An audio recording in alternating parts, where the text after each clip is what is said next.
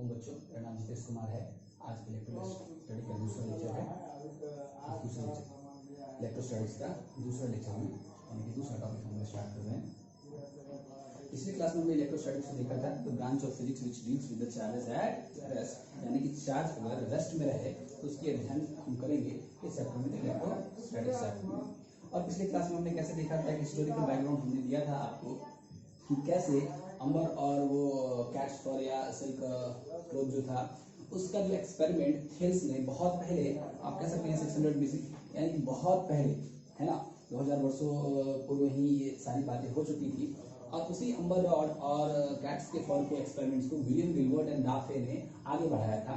और उन्होंने एक निष्कर्ष यह निकाला था कि दुनिया का कोई भी पेयर ऑफ मटेरियल लिया जाए और उनको रब किया जाए, दुनिया का कोई भी पेयर ऑफ मटेरियल लिया जाए और उनको रब किया जाए, तो रब करने के बाद में उनकी एक स्पेशल प्रॉपर्टी आ जाती थी जिसके तहत वो कभी कभी लाइट ऑब्जेक्ट्स को या सिमिलर टाइप के प्रोसेस से गुजरे हुए मटेरियल्स को इंटरैक्ट कर रहे थे। इंटरैक्ट मीन्स कभी कभी अट्रैक्ट कर रहे थे और कभी कभी रिपेल कर रहे थे। इससे विलियम गिलबर्ट ने यह निष्कर्ष निकाला था कि everybody gain some special property. इस प्रॉपर्टी का नाम आफ्टर रबिंग, यानी कि after relative friction between them, इस प्रॉपर्टी का उन्होंने नाम दिया था इलेक्ट्रिफिकेशन। इस प्रॉपर्टी का नाम दिया था उन्होंने इलेक्ट्रिफिकेशन।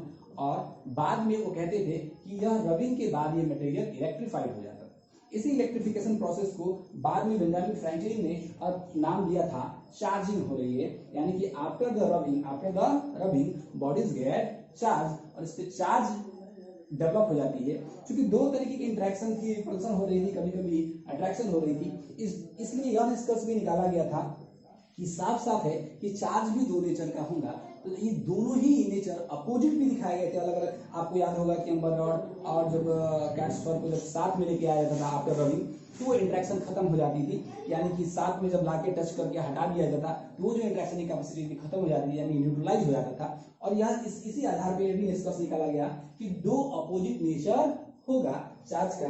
और इसलिए बहुत नोमेनक्लेचर होने के बाद में एक फाइनली अच्छा नाम आया पॉजिटिव एंड नेगेटिव चार्ज। और चार्ज को हमने डिफाइन किया था, charge is the hidden property of the material which the material gains after some process, like friction, induction, polarization and ADC, है ना। और फिर हमने कहा चार्ज दो प्रकार के होंगे, positive and negative charge.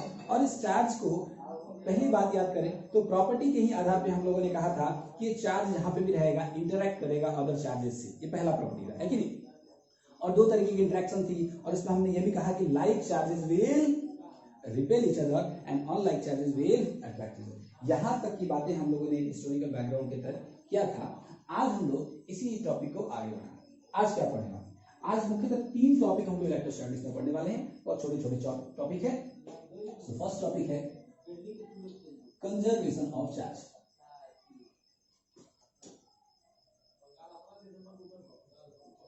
Conservation of charge. दूसरा टॉपिक है क्वांटाइजेशन ऑफ चार्ज। बहुत छोटे छोटे टॉपिक है बच्चों, ये बहुत इंपॉर्टेंट है।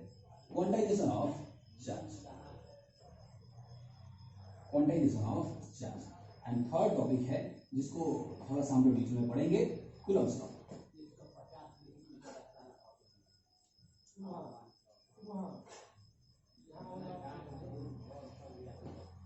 Conservation of charge, quantization of charge and Coulomb's law. आज 3 टॉपिक इस लेक्चर में हम लोग पढ़ने वाले बच्चों। चलिए पहला स्टार्ट करते हैं हम लोग कंजर्वेशन ऑफ चार्ज पे। सो कंजर्वेशन ऑफ चार्ज एक बहुत फेमस लॉ है, यानी कह सकते हैं बहुत ही फेमस एक प्रिंसिपल है। जैसे आप कंजर्वेशन ऑफ एनर्जी की बातें करते हैं, है ना, और कहते हैं law of conservation of energy क्या कहता है कि the total energy of the universe remains unchanged. That is, energy can neither be created nor be destroyed. Rather, it only changes its forms, one form to the another form. Light energy heat energy में जाएगा, heat energy light energy में जाएगा, sound energy को आप कह सकते हैं कि wind energy, या अलग अलग एनर्जी का फॉर्म चेंज हो सकता है। मैकेनिकल एनर्जी या इलेक्ट्रिकल एनर्जी में, इलेक्ट्रिकल एनर्जी मैकेनिकल एनर्जी में, केमिकल एनर्जी इलेक्ट्रिकल एनर्जी में। तो ये एनर्जी फॉर्म चेंज करती है, लेकिन इसको क्रिएट या डिस्ट्रॉय नहीं किया सकता। इस तरह की बातें हम लोग law of conservation of energy में, मैकेनिक्स में हमने पढ़ा था, डायनामिक्स में। सिमिलर एक लॉ है यहाँ पे, सिमिलर एक लॉ है conservation of charge, law of conservation of charge. यहां पर भी वही बातें कहा जाता है क्या बच्चों कि charge can neither be created nor be destroyed, rather it only can be transferred from one body to the other body।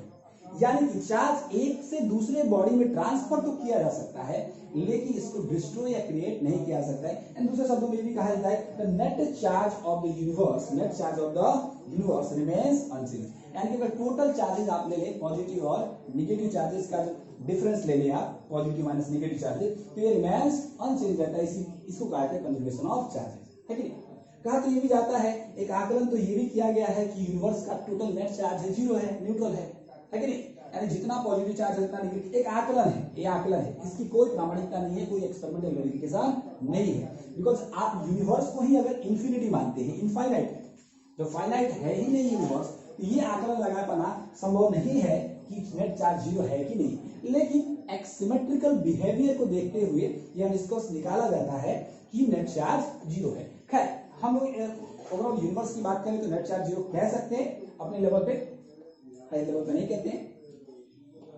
लेकिन यहां पे हम किसी अगर आइसोलेटेड सिस्टम की बात करें, कोई एक सिस्टम है और आइसोलेटेड है यानी कि सराउंडिंग नहीं है, तो इसका चार्ज कभी भी चेंज नहीं होता है। जितना भी इसमें चार्ज हो, पॉजिटिव हो और या नेगेटिव हो, जो भी चार्ज हो अनचेंज रहेगा। यही कहता है law of conservation of charge. यानी कि law of conservation of charge कह रहा है, इसका स्टेटमेंट अगर हम लोग पढ़ लें, that is charge can neither be created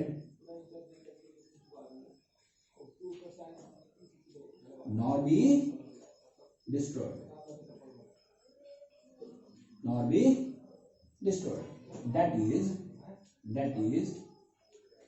total charge। यानी आप टोटल चार्ज को हम लोग यहाँ नेट चार्ज की बातें कर रहे हैं बच्चों। नेट चार्ज मीन्स मान लीजिए कि किसी मटेरियल पे यानी किसी पार्टिकल पे या किसी सब्सटेंस पे 10 कूलम चार्ज है पॉजिटिव एंड 5 कूलम नेगेटिव है, तो नेट चार्ज की बात करेंगे 10 - 5 5 है कि नहीं। तो इसलिए हम लोग नेट चार्ज की बात कर रहे हैं। तो that is net charge of N isolated system.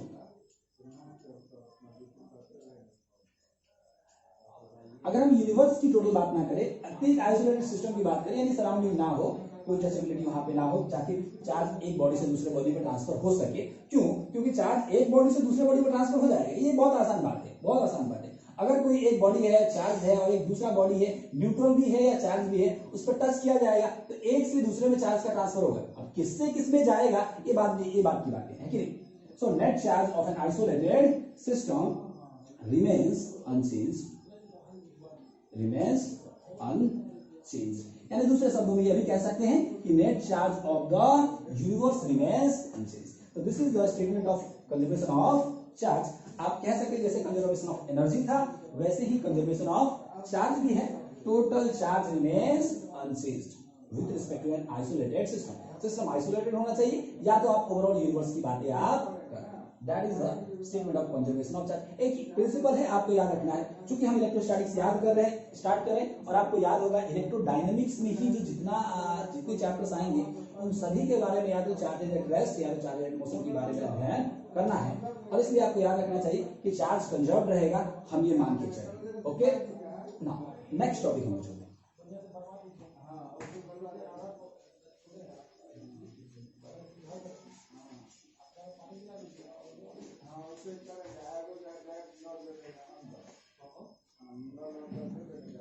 Next topic आते हैं बच्चों, quantization of charge.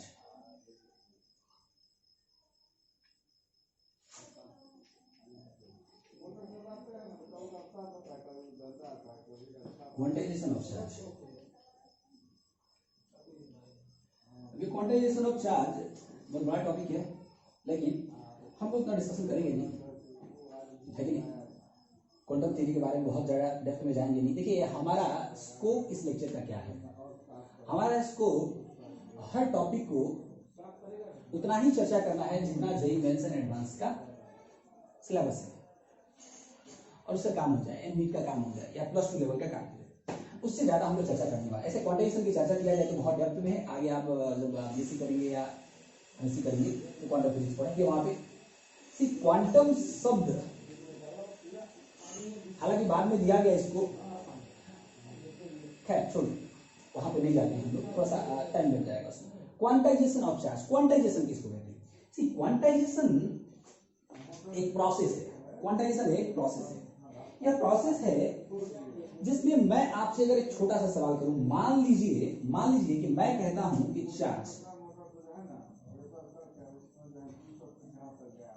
Some amount of charge, amount को मेजर करने के लिए आपने कूलम लिया, मान लीजिए कूलम उसका यूनिट है चार्ज का। मैं कहता हूं मुझे 5 कूलम चार्ज चाहिए। एक सवाल है। मैं दूसरा बात कह रहा हूं आपको 1.6 इंटू 10⁻⁻19 कूलम चार्ज चाहिए। मैं दूसरा बात कह रहा हूं कि 2 इंटू 10⁻19 कूलम चार्ज चाहिए। ये चीजें इतने चार्ज चाहिए, एग्जैक्टली इतने ही चार्ज मुझे चाहिए। चार्ज चाहिए मतलब क्या, कहां से लेके आएंगे? किसी बॉडी को डेवलप करेंगे with the help of rubbing और फ्रिक्शन, है कि नहीं? रब करके उसको डेवलप करेंगे। इतने चार्जेस मुझे चाहिए, एग्जैक्टली 5 कूलम चार्ज चाहिए मुझे, एग्जैक्टली 1.6 इंटू 10⁻19 कूलम चार्ज चाहिए हमें, एग्जैक्टली 2 इंटू 10⁻19 कूलम चार्ज चाहिए। तो मैं आपको एक सवाल मैं आपको एक बात बताता हूं, ये चार्ज तो पॉसिबल है लेकिन एग्जैक्टली ये चार्ज पॉसिबल नहीं है, एग्जैक्टली ये चार्ज पॉसिबल नहीं है, एग्जैक्टली ये चार्ज पॉसिबल नहीं है। ऐसा क्यों नहीं है? और इसलिए क्योंकि एक लिमिटेशन है, स्मॉल अमाउंट का एक लिमिटेशन है। जैसे मैं आपको कहूं कि मुझे 1 ग्राम कोई पार्टिकल, 1 ग्राम का कोई पार्टिकल चाहिए, sir okay we have a machine for 1 gram, है कि नहीं? सर मुझे 2 ग्राम का मशीन चाहिए, या 1.99 ग्राम कोई मास चाहिए, कोई कुछ भी, या 2.1 ग्राम कुछ भी चाहिए। आप कहेंगे सर ये कोई बहुत बड़ी बात नहीं है, हमारा अनुभव है, ये तो ग्राम की बात कर रहे हैं सर, हम लोग मिलीग्राम की बातें, माइक्रोग्राम की बातें और पिकोग्राम की बातें कर रहे हैं, नैनोग्राम की बातें करते हैं, हम लोग मेजर भी कर लेते हैं। यस पॉसिबल है। ऐसा क्यों पॉसिबल है? देखिए मैं कहता हूं कि 1 ग्राम मास चाहिए, तो ठीक है सर ये 1 ग्राम का एक पेंसिल है। मैं कहता हूं कि मुझे 1 ग्राम नहीं 0.5 ग्राम चाहिए, आप इसका एक टुकड़ा कर देंगे। मैं कहता हूं कि 1.5 ग्राम कर देंगे, एक टुकड़ा और एक इसका टुकड़ा दे देंगे। ऐसे कितने भी टुकड़े इसको कर सकते हैं up to the atomic level. Atomic level के बाद में आप फंडामेंटल पार्टिकल्स में इलेक्ट्रॉन, प्रोटॉन, न्यूट्रॉन पर भी जा सकते हैं। उसके बाद में भी मासेस में आप जाएंगे तो न्यूक्लियस में apart from the proton, neutron continuously electron का फॉर्मेशन भी हो रहा है ना, एंड कैप्चर भी हो रही है। साथ ही साथ hundreds of elementary particles nucleus में जनरेट हो रहे हैं, जिनके अलग अलग मास है और अलग अलग टाइम पे भी अलग अलग मासेस उनके होते हैं, है कि नहीं, आइंस्टीन के सिद्धांतों के अनुसार। और इसलिए किसी भी अमाउंट का मास आपको मिल जाएगा, लेकिन यह काम यहाँ पे संभव नहीं है। वो इसलिए संभव नहीं है, यहाँ पे यह अमाउंट से छोटा चार्ज पॉसिबल ही नहीं है। The minimum possible charge, the minimum possible amount of charge is 1.6 into 10⁻⁻19 coulomb, that is charge on an electron or proton. You can say that it is electronic charge, यानी इससे नीचे का amount charge possible है ही नहीं, क्योंकि electron को प्रयोग नहीं किया जा सकता है कि नहीं। तब अगर मैं आपसे सवाल करूं कि 2 इंटू 10⁻⁻19 कूलम चार्ज आप दे दीजिए, तो कहां से लाएंगे बच्चों? मान लीजिए कि एक इलेक्ट्रॉन आपने दे दिया 1.6 इंटू 10⁻⁻19 कूलम, अब हमें चाहिए 0.4 इंटू 10⁻⁻19 कूलम चार्ज। ये कहां से लाएंगे? 0.4 के लिए आपको इलेक्ट्रॉन के 4 टुकड़े करने होंगे, यानी इस चार्ज का भी 1/4 हिस्सा चाहिए, जो आपको नहीं मिल पाएगा, पॉसिबल नहीं है, और इसलिए चार्ज नहीं है। लेकिन अगर मैं आपसे यह सवाल करूं कि ठीक है 3.2 इंटू 10⁻⁻19 कूलम चार्ज मुझे चाहिए, तब आप कहेंगे सर ले लीजिए, कोई बड़ी बात नहीं है। क्यों सर? 1 इलेक्ट्रॉन पे आपने चार्ज कहा 1.6 इंटू 10⁻⁻19 कूलम, तो 2 इलेक्ट्रॉन ले लीजिए और 2 इलेक्ट्रॉन पे चार्ज हो जाएगा 3.2 इंटू 10⁻�19 कूलम। मैं यहाँ पे इलेक्ट्रॉन कह रहा हूँ, इलेक्ट्रॉन में निगेटिव चार्ज होता है, मैं जस्ट मैग्नीट्यूड की बातें कर रहा हूँ। 3.2 इंटू 10⁻⁻19, यानी कि आप कभी भी पाएंगे चार्ज, किसी भी अमाउंट की अगर आपको चार्ज लेना है तो आप पाएंगे चार्ज मिलेगा प्लस माइनस एन ई, जहां पे एन एक इंटीजर है, जहां पे n एक इंटीजर है, आप कह सकते हैं नेचुरल नंबर, क्योंकि प्लस माइनस ऑलरेडी हम लोगों ने ले लिया है। सो 0 1 2 3 एंड ई आपका इलेक्ट्रॉनिक चार्ज है, ये आपका इलेक्ट्रॉनिक चार्ज है जिसका वैल्यू होता है 1.6 इंटू 10⁻19 कूलम। यानी कि आप कह सकते हैं 1 electron 2e charge 3e charge, ये कांस्टेंट है जिसका वैल्यू है 1.6 इंटू 10⁻19 कूलम। 3 4 5 तो मिल सकता है, लेकिन 1.5e नहीं मिल सकता है। क्यों? क्योंकि 1.5e के लिए आपको इलेक्ट्रॉन को ब्रेक करना पड़ेगा, दैट इज नॉट पॉसिबल। हम क्या कह सकते हैं? हम कह सकते हैं कि अगर कोई फिजिकल क्वांटिटी, अगर क्वांटाइजेशन को आपको डिफाइन करना हो, क्वांटाइजेशन प्रोसेस को डिफाइन करना हो, है कि नहीं, not only for the charge but the process of quantization, तो क्वांटाइजेशन आप किसको कह सकते हैं? अगर कोई physical quantity is and physical quantity is always found in terms of integral multiple, is always found in terms of integral multiple of some smallest quantity amount of that physical quantity, then this physical quantity is known as quantization and process is known as quantization, and the process is known as quantization. In this case this the smallest possible amount is known as quantum, that is 1 quantum. तो आप यहां पे कह सकते हैं कि charge का quantum क्या है? इलेक्ट्रॉनिक चार्ज है, यानी कि 1.6 इंटू 10⁻19 कूलम। इसी को क्वांटम ऑफ चार्ज भी हम लोग बोलते हैं। क्वांटम चार्ज कहने का मतलब ये है कि ऑलवेज इस चार्ज का, यानी ये स्मॉलेस्ट अमाउंट है, और ऑलवेज इसी के इंटीग्रल मल्टीपल में हमें चार्ज मिलेगा। इस बात बहुत बड़ी बात थी उस वक्त की, हालांकि हम लोग उसमें नहीं जाना चाहते। तो क्वांटाइजेशन ऑफ चार्ज क्या कहता है कि चार्ज जो है ऑलवेज इंटीग्रल मल्टीपल में ही पाया जाएगा एक स्मॉलेस्ट अमाउंट के, और वह smallest amount that is quantum of charge है इलेक्ट्रॉनिक चार्ज के बराबर, जो कि चार्ज ऑन प्रोटॉन और इलेक्ट्रॉन है। यानी इलेक्ट्रॉन पे आप आएंगे तो सेम चार्ज रहती है, मैग्नीट्यूड नेगेटिव रहती है, ऑपोजिट नेचर की रहती है। प्रोटॉन पे आएंगे तो सेम चार्ज रहता है, मैग्नीट्यूड पॉजिटिव रहता है। So that is the quantization of charge. दो बातें हम लोगों ने जाना, conservation of charge and quantization of charge. Conservation of charge में हमने कहा कि the net charge of any isolated system और the universe, you can say that universe remains unchanged, that is charge can neither be created nor be destroyed, rather it can only be transformed from one body to the other body. दूसरी बात हमने कहा quantization of charge. Quantization हमने कहा एक phenomenon है, यानी कि अगर कोई फिजिकल क्वांटिटी का एक स्मॉलेस्ट लिमिट पॉसिबल, यानी कि इससे स्मॉल जाया नहीं जा सकता है, ब्रेकिंग पॉसिबल नहीं है, तो इसी प्रोसेस को हमने कहा दिया ये फिजिकल क्वांटिटी क्वांटाइज्ड है। और इस केस में हमने कह दिया वह स्मॉलेस्ट क्वांटिटी को हम लोग क्वांटम ऑफ चार्ज कहेंगे। और दूसरे शब्दों में ये कहें कि अगर कोई फिजिकल क्वांटिटी अपने ही किसी स्मॉलेस्ट क्वांटिटी के इंटीग्रल मल्टीपल में ही पाया जाए, तो उस फिजिकल क्वांटिटी को हम लोग बोलेंगे क्वांटाइज्ड है, एंड दैट स्मॉलेस्ट क्वांटिटी को हम लोग बोलेंगे 1 quantum of charge। और इसलिए हमने कहा कि the 1 quantum of charge is E, that is electronic charge, and that's why if charge is quantized Q is equal to plus minus n। हालांकि इसमें बहुत सारा डिस्कशन आया, क्वांटाइजेशन ऑफ चार्ज को बाद में आर मिल्कम ने इसको एक्सपेरिमेंटली प्रूव भी किया, बाद में बहुत सारे साइंटिस्टों ने उनका विरोध भी किया। हालांकि इसके लिए उनको नोबेल प्राइज भी मिला क्वांटाइजेशन ऑफ चार्ज प्रूव करने के लिए। बहुत सारे साइंटिस्टों ने उनका विरोध किया, उनका नोबेल प्राइज भी रुका। बाद में उन्हीं के स्टूडेंट ने फिर से इस बात को प्रूव किया है कि नहीं, कि नहीं चार्ज क्वांटाइज है। बहुत बड़ा किस्सा है, हालांकि उसकी इतना जरूरत हमें नहीं है, बस हमें जानना है क्वांटाइजेशन प्रोसेस क्या होता है। Okay, so conservation of charge and quantization of charge हमने देख लिया। नाउ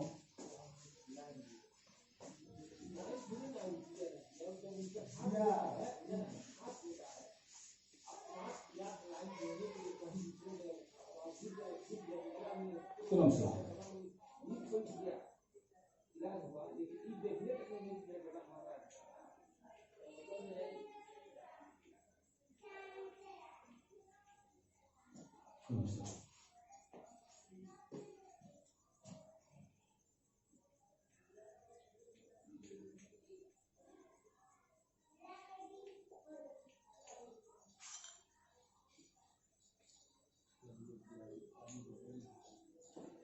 तो आते हैं हम अपने ओरिजिनल सवाल पे।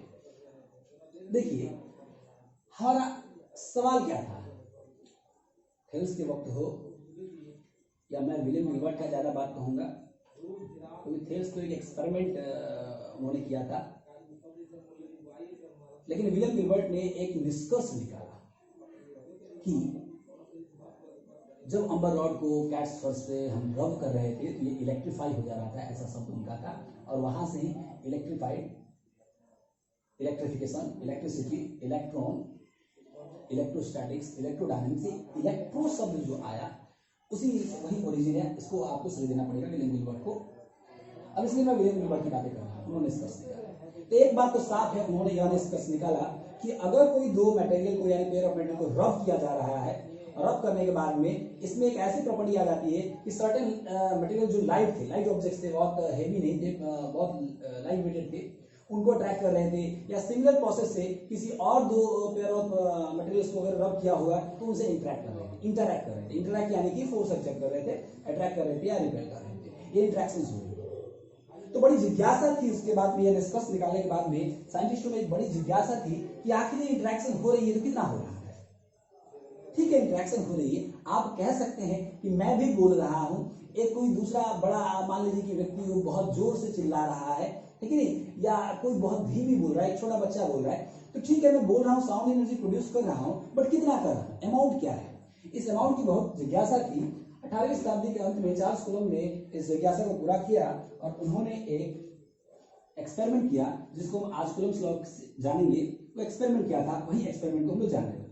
तो उन्होंने दो चार्ज बॉडी को लिया, मानते हैं हम भी लेते हैं यहाँ पे एक चार्ज बॉडी यहाँ पे ले लेते हैं हम लोग, Q1 नाम लेते हैं, दूसरे चार्ज बॉडी को हम लोग यहाँ पे लेते हैं, Q2 नाम लेते हैं। और मान लीजिए इन दोनों को कुछ डिस्टेंस पे रखते हैं हम लोग और इस डिस्टेंस को हम R बोलते हैं। अब वेरी सिंपल एक्सपेरिमेंट था, हालांकि उस टाइम चार्ज भी डेवलप करना बहुत मुश्किल था, है कि नहीं, एक सर्टेन अमाउंट, लेकिन हम लोग मानते हैं डेवलप हुआ, हम लोग उस कॉम्प्लेक्सिटी में नहीं जाना चाहते, है कि नहीं। एक बहुत सिंपल सा एक्सपेरिमेंट था। उन्होंने क्या किया कि दो नोन अमाउंट ऑफ चार्ज रखा, Q1 and Q2 and certain distance पे। उन्होंने क्या किया, इसके बीच की इंटरेक्शन को मेजर करना है, यानी कि amount of interaction that is amount of attraction और amount of repulsion that is amount of force को मेजर करना है। उन्होंने क्या किया, ये Q1 को एज इट इज रहने दिया, R को भी एज इट इज रहने दिया, ये जो चार्ज दूसरा वाला चार्ज था इसका अमाउंट उन्होंने बढ़ाया। और जब वो Q2 को बढ़ा रहे थे तो उन्होंने पाया कि मान लीजिए कि सर्टेन डिस्टेंस पे फोर्स 10 न्यूटन है, तो जैसे Q2 बढ़ा रहे थे उनका फोर्स का अमाउंट भी बढ़ जा रहा था, मान लीजिए कि 11 न्यूटन 12 न्यूटन बढ़ जा रहा था। और ऐसे उन्होंने बार बार बढ़ाया और देखा कि जैसे Q2 चेंज हो रहा है, जैसे इंक्रीज हो रहा है, वैसे ही अमाउंट ऑफ फोर्स भी इंक्रीज हो रहा है। उसके बाद उन्होंने Q2 को डिक्रीज करना शुरू किया और उन्होंने ये भी पाया कि जैसे ही Q2 डिक्रीज हो रहा है, अमाउंट ऑफ फोर्स भी डिक्रीज हो रहा है। इससे उन्होंने बाद में कुछ और एक्सपेरिमेंट करके पूरा डेटा प्लॉट करके उन्होंने निकाला कि F is directly proportional to amount of charge that is Q1। Same process Q1 के साथ किया उन्होंने, बाकी सब सेम रखा। Q1 को ज्यादा किया, अमाउंट ऑफ फोर्स ज्यादा हो रहा था, कम किया, अमाउंट ऑफ फोर्स कम हो रहा था। और इससे उन्होंने यह भी निष्कर्ष निकाला कि यह Q1 के भी डायरेक्टली प्रोपोर्शनल है। उसके बाद में उन्होंने Q1 Q2 को थोड़ा थोड़ा पास लाया, थोड़ा थोड़ा दूर किया, यानी कि द सेपरेशन बिटवीन देम उसको उन्होंने चेंज किया। और चेंज करने के बाद में उन्होंने यह पाया कि इस वक्त भी चेंज हो रही है। चेंज कैसे हो रही है, तो अपोजिट नेचर में, जैसे क्लोजर ला रहे हैं अमाउंट ऑफ फोर्स बढ़ रही है, जैसे दूर जा रहे हैं अमाउंट ऑफ फोर्स घट रही है। एक बात तो साफ है कि इनवर्सली प्रोपोर्शनल होगा, लेकिन आप सब जानते हैं ये इनवर्सली प्रोपोर्शनल होता है किसके, square of distance between them. लेकिन ये square of distance between them ऐसा जानकारी है, ऐसा कहा जाता है कि कूलम्ब ने हिट एंड ट्रायल मेथड से जानकारी निकाला था। उनके पास कोई सर्टेन प्रोसीजरल मेथड नहीं था, बाद में कैवेंडिश ने इसको प्रूव भी किया था। तो आप कह सकते हैं, हालांकि इसको कूलम्ब्स लॉ भी हम बोलते हैं इसको, F the amount of force between 2 point charges, सब आया पॉइंट चार्जेस, उसकी भी चर्चा हम लोग करते हैं। The amount of force between 2 point charges is directly proportional to the product of two charges and inversely proportional to the square of distance between them. That is the statement of Coulomb's law. अब जैसे ही यहाँ पे बात आएगा F, तो proportionality है, तो proportionality हटेगा तो एक कांस्टेंट आएगा K Q1 Q2 divided by R square, जहां पे K है एक प्रोपोर्शनलिटी कांस्टेंट। अब इस पे हम लोग थोड़ा सा और बातों को आगे बढ़ाते हैं। आपको एक बात समझना है, एक कूलम्ब्स लॉ इतना इंपॉर्टेंट है, बहुत इजी है, हालांकि बहुत इजी है, लेकिन आपको जान के हैरानी होगी कि पूरे इलेक्ट्रोस्टैटिक्स में इसका इस्तेमाल हम लोग डायरेक्ट या इनडायरेक्ट वे में करते ही हैं। इलेक्ट्रिक फील्ड का कैलकुलेशन हो, इलेक्ट्रिक पोटेंशियल का कैलकुलेशन हो, लाइन ऑफ फोर्स की बातें हम लोग करें, या कि पोटेंशियल सरफेस की बातें करें, या हम लोग फ्लक्स की बातें करें, डायरेक्ट या इनडायरेक्ट वे में इसी की बातें करेंगे। हालांकि वहां पे इलेक्ट्रिक फील्ड इंटेंसिटी की बात करेंगे, उसमें भी कूलम्ब्स लॉ से ही निकाले हुए हैं हम लोग, तो उसकी बातें तो हम लोग करेंगे ही करेंगे। तो जरा हम इसको समझने की कोशिश करते हैं। पहला बात तो ये है कि ये किसके लिए है इक्वेशन, तो दो बातें आपको समझना पड़ेगा। पहला बात कि ये इक्वेशन वैलिड है charges at rest, charges at rest, यानी कि ये इक्वेशन इलेक्ट्रोस्टैटिक्स तभी वैलिड है जब चार्ज हमारा रेस्ट में है, क्योंकि electrostatics he charge at rest का है। दूसरा है चार्जेस पॉइंट चार्ज होना चाहिए। क्या होना चाहिए? पॉइंट चार्ज होना चाहिए। अब एक बात तो सही है कि एक बात तो आप समझ रहे हैं कि चार्ज एट रेस्ट, एक बात से सर चार्ज है किसी पार्टिकल पे है यानी मटेरियल पे डेवलप्ड है और वह मटेरियल मोशन में नहीं होगा, यानी कि टाइम और ऑब्जर्वर के रिस्पेक्ट में अपने पोजीशन में चेंज नहीं रहेगा, तो हम कह सकते हैं कि वो रेस्ट में है। ये कोई बहुत बड़ी बात नहीं है हमारे लेवल पे समझना। लेकिन पॉइंट चार्ज का मतलब क्या है? पॉइंट चार्ज का मतलब क्या है? तो पॉइंट चार्ज का मतलब कई लोग कंफ्यूज इसलिए हो जाते हैं, पॉइंट चार्ज मतलब एक बहुत स्मॉल अमाउंट ऑफ चार्ज, नहीं, इसको भी नहीं बोलते हैं। पॉइंट चार्ज मतलब एक छोटे से पार्टिकल पर डेवलप चार्ज, इसको भी नहीं बोलते हैं। पॉइंट पे रखा हुआ चार्ज, इसको भी नहीं बोलते हैं। पॉइंट चार्ज एक कॉन्सेप्ट है, पॉइंट चार्ज एक कॉन्सेप्ट है जिसको कूलम्ब ने डेवलप किया। पॉइंट चार्ज किसको बोलते हैं?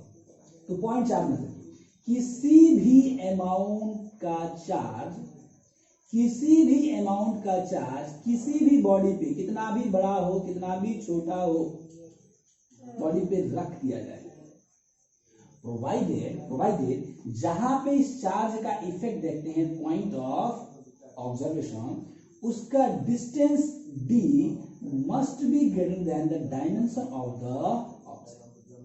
The dimension of the object. In this situation, we can say that this charge kept on this body is considered as point charge. Means any amount of charge possessed by any body of any shape and size can be considered as point charge, provided the distance of point of observation must be greater than the dimension of the object. Must be greater than the dimension of the object. इसको एक example से समझते हैं। मान लीजिए मैं कहता हूं कि ये मेरे पास एक रॉड है, मान लीजिए कोई मेटालिक रॉड है, नॉन मेटालिक रॉड, कुछ भी है, मान लीजिए एक रॉड है और इस रॉड का लेंथ है 20 सेंटीमीटर। इस रॉड का 20 सेंटीमीटर। मान लीजिए कि इस रॉड पे मैंने कुछ चार्ज डेवलप कर दिया। कैसे डेवलप किया? मान लीजिए कि फ्रिक्शन से, रबिंग से ही डेवलप कर दिया, है कि नहीं? कुछ चार्ज डेवलप कर दिया और इस चार्ज का इफेक्ट, कौन सा इफेक्ट? ये इंटरेक्शन तो करता ही है कि नहीं? इस चार्ज का इफेक्ट यहाँ पे देख रहे हैं, एक पॉइंट है P, यहाँ पे कितना इंटरेक्शन कर रहा है अगर कोई लाइट ऑब्जेक्ट रखे या सिमिलर बिहेवियर की, यानी कि चार्ज बॉडीज वहां पे रखे। तो मैं आपसे कहूंगा, आप देखिए इसका डिस्टेंस है 2 सेंटीमीटर मान लेते हैं।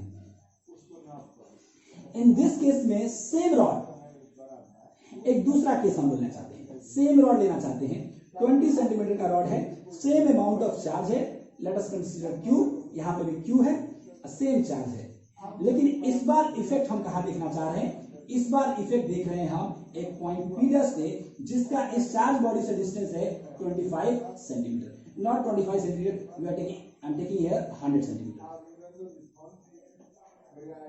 अब जरा देखिए सेम केस, ये केस देखिए, इस बॉडी का डायमेंशन था, चार्ज बॉडी का डायमेंशन था 20 सेंटीमीटर, लेकिन हम ऑब्जर्व क्या कर रहे हैं? 100 सेंटीमीटर डिस्टेंस पे। इस केस में distance of point of observation is greater है डायमेंशन ऑफ द ऑब्जेक्ट, और इस केस में इस बॉडी के डायमेंशन को हम लोग नेग्लेक्ट कर देते हैं और कंसीडर कर लेते हैं कि ये पॉइंट चार्ज है। लेकिन same rod, same charge, just point of observation change हो गया, पास में आ गया 2 सेंटीमीटर, लेकिन इस केस में डिस्टेंस ऑफ ऑब्जर्वेशन लेस है डायमेंशन ऑफ द ऑब्जेक्ट से, और इस केस में हम नहीं कह सकते हैं पॉइंट चार्ज है। इसको आपको मानना पड़ेगा कंटीन्यूअस सिस्टम ऑफ चार्जेस। इसकी बातें हम लोग अगले क्लासेस में करेंगे, आगे क्लासेस में करेंगे। तो आप नहीं कह सकते आप पॉइंट चार्ज, ये बॉडी पॉइंट चार्ज नहीं है। तो पॉइंट चार्ज किसी भी से, यानी कि आप कह सकते हैं ये छोटे से स्फीयर पे जो चार्ज है कभी कभी पॉइंट चार्ज नहीं भी माना जा सकता है, और एक पूरे अर्थ का चार्ज या पूरे सोलर सिस्टम का चार्ज या पूरे एक गैलेक्सी का गैलेक्टिक चार्ज भी आप कह सकते हैं पॉइंट चार्ज माना जा सकता है with respect to the point of observation. शर्त ये है कि पॉइंट ऑफ ऑब्जर्वेशन ऑलवेज ज्यादा डिस्टेंट होना चाहिए with respect to the dimension of the object.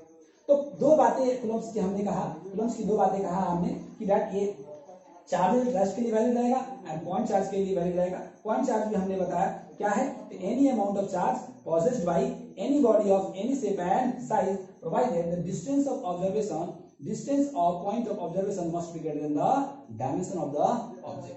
ये बातें आपको याद रखना है, ठीक है। क्लोज लॉ के स्टेटमेंट देखा आपने, F is directly proportional to Q1 Q2 upon R square, साथ ही साथ हमने इसकी लिमिटेशंस भी देखा। अब थोड़ी सी चर्चा हम लोग इस कांस्टेंट की बातें करेंगे, थोड़ी सी चर्चा इस कांस्टेंट की हम लोग कर देते हैं। कि एक कांस्टेंट है, आप जानते हैं ये एक्सपेरिमेंटली डिटरमाइंड होता है, हालांकि डायमेंशन चैप्टर में भी हम लोगों ने सिखाया था आपको कि कैसे हम लोग एक्सपेरिमेंटली डिटरमाइन करते हैं, इसको कैसे निकालते हैं। के का वैल्यू अगर आप पाएंगे तो जनरली कैलकुलेट होता है 9 × 10⁻⁻⁹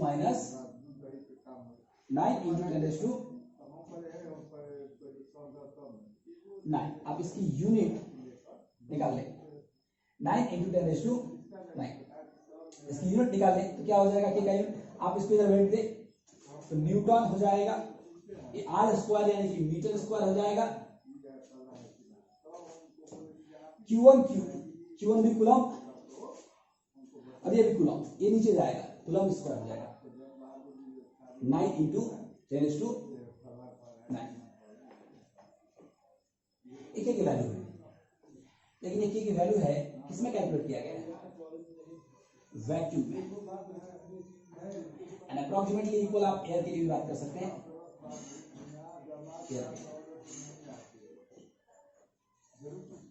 देखिए सर क्या वैक्यूम और क्या एयर, ये क्या समझा रहे हैं, ये पाया गया क्या कि एक प्रोपोर्शनलिटी कांस्टेंट है, कि एक प्रोपोर्शनलिटी कांस्टेंट है, लेकिन it's value is not constant like gravitation constant. It's value depends on the medium, its value depends on the medium in which charges are kept, its value depends on the medium in which charges are kept।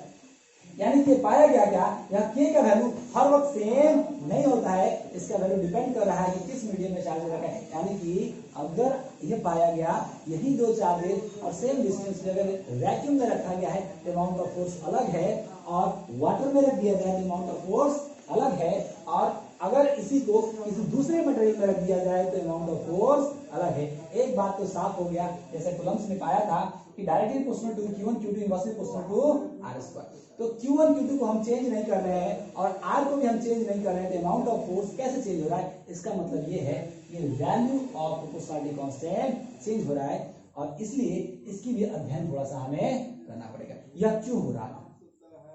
आगे बहुत सारे वैज्ञानिकों ने इसकी अध्ययन किया, हालांकि professor A गॉर्जी को इसका श्रेय जाता है कि इस रिलेटिविटी को, इस रिलेशन को उन्होंने समझा ऐसा क्यों हो रहा है।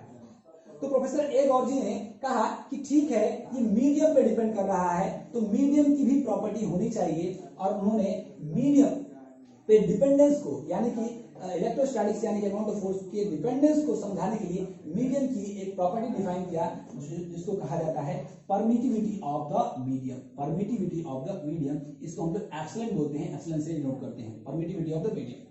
उन्होंने कहा किसी भी दो चार्ज का इंटरेक्शन किसी मीडियम में हो रहा है, ये मीडियम पे भी डिपेंड कर रहा है, और उसी मीडियम के आधार पे के का वैल्यू चेंज हो रहा है, यानी कि सेम मीडियम में के का वैल्यू अलग अलग नहीं हो रहा है, तो ये मीडियम कितना परमिट कर रहा है, इस प्रॉपर्टी को भी उन्होंने मेजर किया और उसको परमिटिविटी ऑफ द मीडियम उन्होंने नाम दिया, परमिटिविटी ऑफ द मीडियम। किसको बोलते हैं परमिटिविटी ऑफ मीडियम। उन्होंने कहा कि अगर किसी मीडियम में रखते थे तो किस हद तक यह मीडियम, यह मटेरियल मीडियम उसको परमिशन दे रही है उस चार्ज को इंटरैक्ट करने के लिए, इसी को बोलेंगे परमिटिविटी। हालांकि इसको उन्होंने थोड़ा सा एक अलग सेंस में डिफाइन किया, उनका कुछ उद्देश्य था, वो बाद में हम लोग जानेंगे जब मैग्नेटिज्म पढ़ेंगे। एक अलग सेंस में उन्होंने डिफाइन किया, उन्होंने कहा the reciprocal of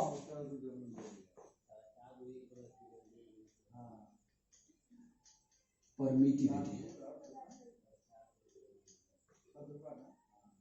The reciprocal of degree of permission of interaction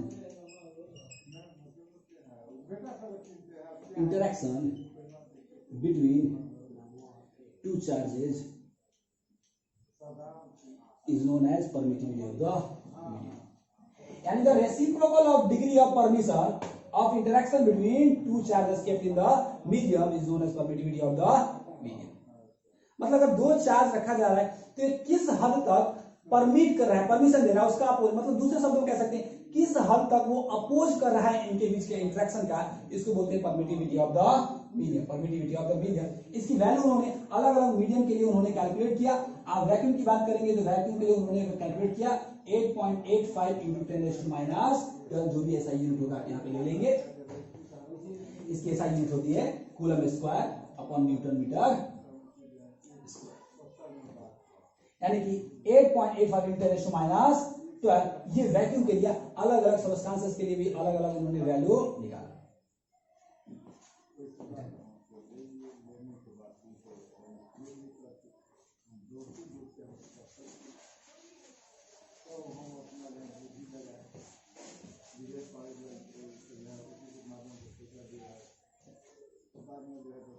permittivity भी दो प्रकार के परमिटिविटी होते हैं. एक को एब्सोल्यूट परमिटिव बोलते हैं, आप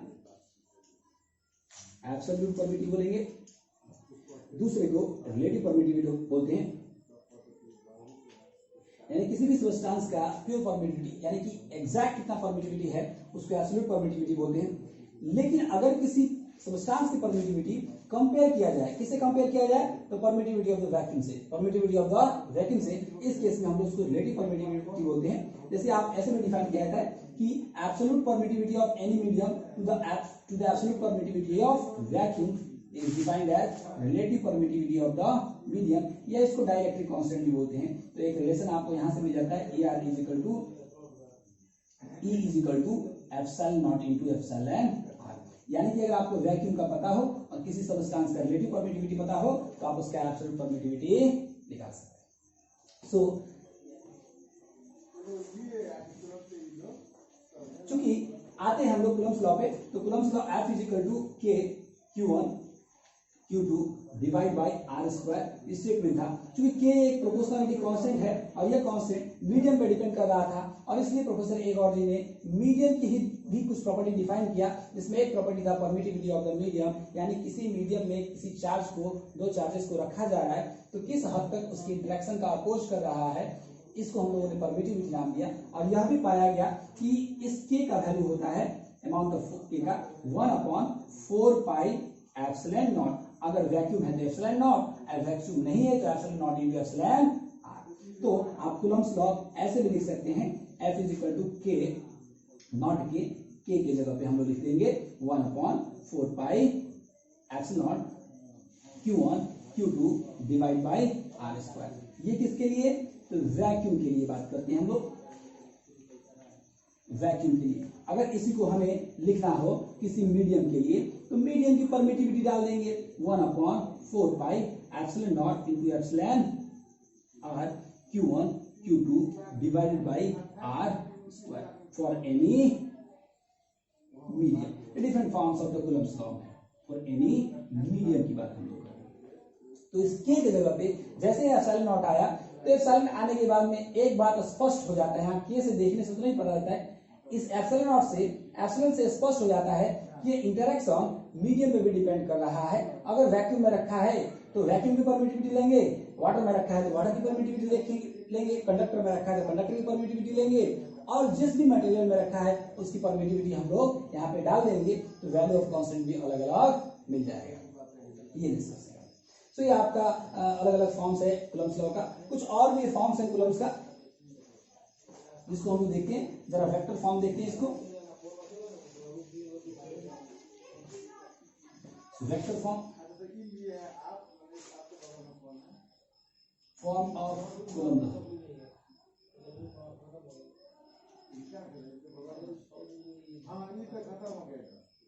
वेक्टर फॉर्म। अब देखिए एक पॉइंट चार्ज है और ये एक पॉइंट चार्ज है। डायनेमिक्स हमने चर्चा किया था central and non central force. मैं आपको बताता हूं इलेक्ट्रोस्टैटिक्स एक सेंट्रल फोर्स है। सेंट्रल फोर्स कहने का मतलब ये है कि इसका line of action of force, क्योंकि फोर्स एक वेक्टर क्वांटिटी है, line of action of force है along the line joining two point charges, यानी कि जिस लाइन जो लाइन ज्वाइनिंग है इस पॉइंट चार्जेस का, इसी के अराउंड इसका line of action of force है, सेंट्रल फोर्स है। तो इसको अगर आपको वेक्टर फॉर्म में लिखना भी हो तो एक बात है, मैग्नीट्यूड हम लिखेंगे 1/4 पाई एप्सिलॉन नॉट। मैं बार बार एप्सिलॉन नॉट लिखूंगा क्योंकि मैक्सिमम टाइम अगर कुछ भी नहीं मेंशन है तो हम वैक्यूम ही लेंगे, लेकिन अगर मीडियम रहेगा, उसकी डायइलेक्ट्रिक कांस्टेंट या रिलेटिव परमिटिविटी देगा या एब्सोल्यूट परमिटिविटी देगा तो उसका वैल्यू पुट कर देंगे, ये कोई बड़ी बात नहीं है। 1/4 pi epsilon naught Q1 Q2 divided by R²। ये तो आपको amount of magnitude of force हो गया। डायरेक्शन की बात करेंगे तो ये तो along the line joining two forces होगा, सेंट्रल है, तो इसी के डायरेक्शन में, इसी आर के डायरेक्शन में एक हम लोग यूनिट वेक्टर ले लेंगे। So this is the vector form. आप इसको ऐसे भी लिख सकते हैं r is equal to 1/4 pi epsilon naught. Simple basic mathematics आप याद करें तो वेक्टर अलजेब्रा हमने पढ़ा था, और वेक्टर अलजेब्रा में हम लोग इस r कैप को यानी कि किसी भी यूनिट वेक्टर को कैसे लिख सकते हैं, तो वेक्टर r अपॉन मैग्नीट्यूड, यानी कि किसी भी वेक्टर को उसी के मैग्नीट्यूड से अगर हम डिफाइन कर देते हैं तो उस डायरेक्शन में हमें यूनिट वेक्टर मिल जाता है। तो अगर हम r कैप को r अपॉन r लिखेंगे तो नीचे क्या आ जाएगा, r क्यूब। सो Q1 Q2 upon r cube into r vector. यह भी फॉर्म है coulomb law. Different form of coulomb law है, स्केलर है, वेक्टर है, या k या एप्सिलॉन के टर्म में। सो ये था हमारा कूलम्ब लॉ, यानी कि amount of force between two charges. आज की क्लास में हमने देखा तीन topic, conservation of charge, quantification of charge and coulomb law. Next class में आगे की बात करें। Thank you.